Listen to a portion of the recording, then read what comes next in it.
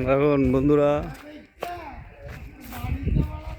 সব জমিতে মাছের খাবার দিচ্ছে। সুন্দর দৃশ্য দেখেন। আমাদের পাগলা মালিক মালিক আমাদের মালিক মাছের খাবার দিচ্ছে। দেখুন পাগলা এদিকে একটু তাকান, আপনার ভিডিও বানাচ্ছি,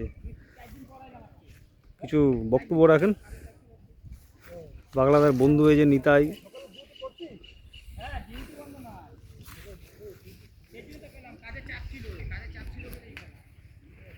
দেখেন কত সুন্দর পুকুর, পুকুরে মাছ আছে প্রচুর, সব জলে বৃষ্টিতে ভেজে গেছে।